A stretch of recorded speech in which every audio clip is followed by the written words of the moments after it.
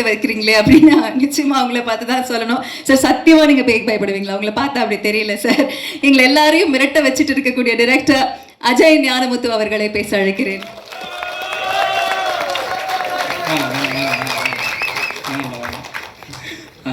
வந்திருக்க எல்லாருக்கும் வணக்கம். ரொம்ப தேங்க்யூ வந்ததுக்கு. நிறையா டைம் எடுத்தாச்சு, நான் டக்குன்னு முடிச்சிடுறேன், கிளம்பிடலாம். இப்போது ஃபஸ்ட்டு இது ஆரம்பிக்கணும் அப்படின்னா ஃபஸ்ட்டு நான் பாபி சார்லேருந்து வரேன். படம் நாங்கள் எடுக்கணும்னு ஆசைப்பட்டாச்சு. இப்போ நம்ம ஒரு ப்ரொடியூசர்கிட்ட ஒர்க் பண்ணும்போது நம்ம நினைப்போம் இல்லையா, இந்த படத்துக்கு இன்னும் கூட கொஞ்சம் செலவு பண்ணலாமே, இந்த விஷயங்களுக்கு இன்னும் ஸ்பெண்ட் பண்ணால் இன்னும் நல்லா வருமே அப்படின்னு ஒன்று இருக்குது. பட் அவங்க தே ஒர்க் ஆன் அது ஒரு மேட்ரிக்ஸ் இருக்குது. அது வந்து இந்த பிஸ்னஸ் இந்த நம்பர்ஸ்குள்ளே தான் ஒரு சில விஷயங்கள் பண்ணணும் அப்படின்ற ஒரு ப்ராக்டிஸ் இருக்குது. அது கரெக்டும் கூட. பட் ஒரு விஷனை கேரி பண்ணிட்டு வர நமக்கு வந்து நம்ம விஷனை அப்படி சுருக்கிற மனசு நமக்கு வராது. ஸோ இப்போது என்ன பண்ண போகிறோம் அப்படின்னா, ஓகே பிரேக் பண்ணுவோம், என்ன இன்னும் ஓகே ஒரு 2 ஸ்டெப் போவோமா, அதிகமாக ஒரு 3 ஸ்டெப் போவோம் அப்படின்னு பட்ஜெட்டுக்கு மேலே ஒரு படம் ஒன்று பண்ணணும், ஒரு பெரிய ஹாரர் ஃபில்மாக ஒன்று பண்ணுவோம் அப்படின்னு பண்ண ஆரம்பித்தோம். அதுக்கு முதல் சப்போர்ட் மணி அண்ணன், அப்புறம் காசி சார். ஸோ இவங்க வந்து எனக்கு ஒரு எப்படி சொல்கிறது, கடவுள் அமைச்ச ஏஞ்சல்ஸ் மாதிரி சொல்லலாம். ஸோ என்ன ஒரு பிளைண்ட் ஃபெய்த்தா என்ன அப்படின்னு தெரில, பட் பிளைண்டாக நம்பினாங்க. நீங்கள் பண்ணுங்கள் சார் பார்த்துக்கலாம், நீங்கள் பண்ணுங்கள் சார் பார்த்துக்கலாம் அப்படின்னு. ஷூட்டில் எல்லா நாளும் மணி அண்ணன் வந்து ஸ்பாட்லேயே நின்று போட்டு செய்வாங்க இல்லையா, அந்த மாதிரி ஒன்று பண்ணி. ஸோ ரொம்ப தேங்க்ஸ்ண்ணே, காசி சாருக்கு ரொம்ப தேங்க்ஸ். அப்புறம் நம்மளும் சேர்ந்து இதில் வந்து ப்ரொடக்ஷனில் இன்வால்வ் ஆகும் அப்படின்னும் போது ஒரு ட்ரீம்லாம் இருந்துச்சு. என்றைக்காவது ஒரு நாள் நம்ம வந்து ஒரு ப்ரொடக்ஷன் கம்பெனி ஆரம்பிப்போம், நம்ம படங்கள் பண்ணுவோம். அப்போ வந்து எங்கள் தாத்தா பேரில் கம்பெனி ஸ்டார்ட் பண்ணி எங்கள் அப்பாவை ப்ரொடியூசர் ஆக்கி பார்க்கணும் அப்படின்னு ஒரு ஆசை. ஸோ அது வந்து நிறைவேறிச்சு. Thank you Rajkumar sir, thanks. அப்புறம் தென் திடீர்னு ஒரு நாள் வந்து படம்லாம் ஆல்மோஸ்ட் ஷூட்டிங்லாம் முடிஞ்ச டைமில் ஒருத்தவங்க வந்து இந்த மாதிரி மனோஜ் சார்னு ஒருத்தவங்க வந்து உங்களை மீட் பண்ணணும்னு சொல்கிறாங்க, ஜஸ்ட் மீட் பண்ணுறீங்களா, நம்மக்கிட்ட படத்தை பற்றி ப்ரெசென்ட் பண்ணுறதுக்கு என்ன இருக்குது அப்படின்னு கேட்டாங்க. நான் வந்து இல்லைங்க, ட்ரெய்லரே ஒரு ரஃப் கட்டாக தான் இருக்குது, அப்புறம் ஒரு சில சீன்ஸ் இருக்குது, நீங்கள் காமிக்கிறீங்களா, அவங்க வந்து உங்களை பார்க்கணுன்றாங்க இந்த படத்தோட பிஸ்னஸ் பற்றி. யார் மனோஜ் சார் அப்படின்னு கேட்டேன். மனோஜ் சார்னு ஓகே மனோஜ் சார் நமக்கு தெரியும், இப்போ எதுக்காக அப்படின்னா அது பிஸ்னஸ் விஷயமா, ஓகே அப்படின்னு நம்மளை கண்ணை கட்டி கூப்பிட்டு போகிற மாதிரியே கூப்பிட்டு போனாங்க. போய் மனோஜ் சாரை மீட் பண்ணி இதெல்லாம் காமிச்சேன். மனோஜ் சாருக்கு ரொம்ப பிடிச்சிருந்துச்சு. இந்த மாதிரி ஒரு கம்பெனி இருக்குது, ஒருத்தர் இருக்காருன்னு ஒரு திரைக்கு பின்னாடி ஒருத்தர் ஒளிச்சு வச்சே கொஞ்ச நாளைக்கு பேசிக்கிட்டு இருந்தாங்க. யார் அந்த ஒருத்தர்னு தெரில.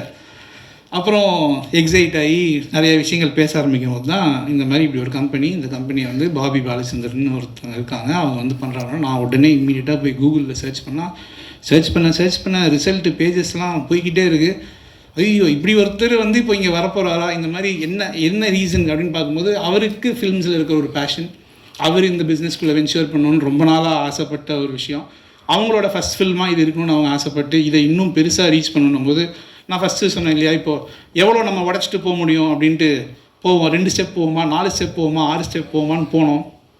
இதெல்லாம் பத்தாது, இன்னும் வாங்க இன்னொரு 3 ஸ்டெப் மேலே போகலாம் அப்படின்னு வந்து கைப்பிடிச்சி தூக்கிட்டு போன ஒரு பர்சன் தான் Bobby sir and Manoj sir and VDG.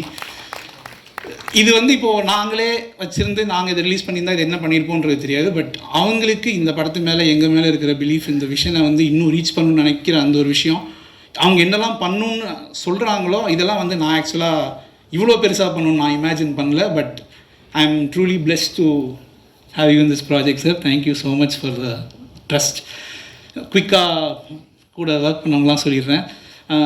Kumaresh, இந்த பையன் வந்து முதல்ல ஃபஸ்ட்டு படம் பண்ணும்போது அந்த படத்தில் வந்து அசிஸ்டன்ட் எடிட்டர். ஸோ எப்படின்னா முக்கால்வாசி நாள் வந்து ஷூட்லாம் முடிஞ்சதுக்கப்புறம் நைட் வந்து உட்காந்து அந்த எடிட்டை காமிச்சு ஓரளவுக்கு அதை வந்து ரெடி பண்ணுவோம். ஒரு இது மாதிரி பாதி நேரம் நான் வந்து ஷூட் முடிச்சுட்டு வந்து தூங்கிட்டே இருப்பேன். சார் எழுப்பி ஒரு பையன் வந்து என்னை வேலை வாங்கிட்டே இருப்பான். அவன் நடுவில் ஒரு பாயிண்ட்டுக்கு மேலே அவனுக்கு என்ன இஷ்யூன்னு தெரில, எடிட்டிங்கே வேண்டாம் அப்படின்னு ஊருக்கு கிளம்பி போயிட்டாரு. நான் வேறு வேலை பார்த்துக்கிறேன் அப்படின்னு பாதியில் போய் தம்பி அப்படிலாம் வந்து ஒரு 3-4 வருஷம் ஒரு விஷயத்தில் ஆசைப்பட்டு அப்படி போகக்கூடாது அப்படின்னு திரும்ப கூப்பிட்டு வந்து திரும்பி போன படத்தில் திரும்பி வந்து அசோசியேட்டாக ஒர்க் பண்ண சொன்னேன். இப்போ இந்த படம் பண்ணணும் போது ஓகே இந்த பையன் வந்து ஒரு ரொம்ப நாள் ஒரு உழைப்பை போட்டார், இவர் வந்து டெபியூட் ஆகிறதுக்கான இது கரெக்டான டைம் அப்படின்ற ஒரு ஃபீல் ஆச்சு. ஸோ இந்த படத்தில் குமரேஷ்னரை ரொம்ப பெருமையாக ரொம்ப ஹாப்பியாக இன்ட்ரடியூஸ் பண்ணுறோம். இன்னும் பெரிய ஹைட்ஸ் இவர் போவார். இவரோட ஒரு சென்ஸாக இருக்கட்டும், இவரோட எல்லாமே, அவரோட விஷனாக இருக்கட்டும், ரொம்ப பெருசு, ரொம்ப யூனிக்கானது. ஸோ அவருக்கும் அவரோட கெரியருக்கும் என்னோட பெரிய விஷஸ்.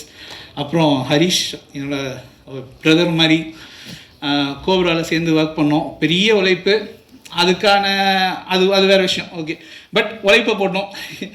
இப்போ திரும்பி இதில் ஒரு இக்கட்டான ஒரு சூழ்நிலை எனக்கு வந்து ஒரு சில கன்ஸ்ட்ரெயின்ஸ் இருக்குது. அந்த கன்ஸ்ட்ரெயின்ஸோடு இப்படி ஒரு விஷயம் பண்ணணும் அப்படின்னு ஹரிஷ்ட போய் பேசும்போது, பண்ணலாம்ன்றத இதுன்னு அதையே இழுத்துட்டோம், இதை இழுக்க மாட்டோமா அப்படின்னு வந்து ஆரம்பித்தோம். ஆனால் இதுவும் கஷ்டம்தான் இழுக்கிறதுக்கு. ஸோ திரும்ப என் கூட வந்து இழுக்கிறதுக்கு கஷ்டப்பட்டதுக்கு ரொம்ப தேங்க்ஸ். அண்ட் சாம் பிரதர், அதாவது நான் இப்போ பாபி சார் வந்து அடுத்தடுத்த படங்களுக்கு யார் மியூசிக் பண்ணலாம் இந்த மாதிரி ஒரு ஐடியா இருக்குது அப்படின்னு நான் சொன்னேன். சாம் எப்படி அப்படின்னாங்க, சார் படத்தோட ஸ்டோரி நல்லா கன்வே ஆகணும் அப்படின்னு நினச்சிங்கன்னா கண்ணை மூடிட்டு சாம் கிட்டே போங்க. ஏன்னா அவர் மியூசிக் டைரக்டரில் அவர் ஃபஸ்ட்டு ஒரு டிரெக்டரு. ஒரு சீன் எங்கெங்கே ட்ராப் ஆகுது, என்ன மிஸ் ஆகுது, எதையுமே அது அப்படி ஈஸியாக கடந்து போயிடக்கூடாது அப்படின்னு ஒன்றுக்கு ஒரு வேலை பார்க்குறாரு. இப்போது படத்தோட பேக்ரவுண்ட் ஸ்கோர் போயிட்டுருக்கு. நான் போய் இப்போ இந்த இடத்துல ஒரு அண்டர்லைன் தேவையில்லாமல் இருக்கே அப்படின்னா, நீங்கள் பின்னாடி பாருங்கள், இந்த விஷயம்லாம் கொஞ்சம் வீக்காக இருக்குது, இதுக்கெல்லாம் ஆடியன்ஸ் கண்ணு போகக்கூடாது பிரதர், இந்த இடத்துல நம்ம ஏதோ ஒன்று பண்ணணும் அப்படின்னு ஒரு டிரெக்டராகவே ஒரு படத்தை பார்க்குறாரு. அதனால தான் பேக்ரவுண்ட் ஸ்கோரிங் அவரோடது வந்து எல்லாருமே அப்ரிஷியேட் பண்ணிருக்கோன்றதுக்கு ரீசன் வந்து அவர் ஒரு டிரெக்டராகவே ஒரு படத்தை பார்க்குறாரு. So super brother, very very happy to associate with you.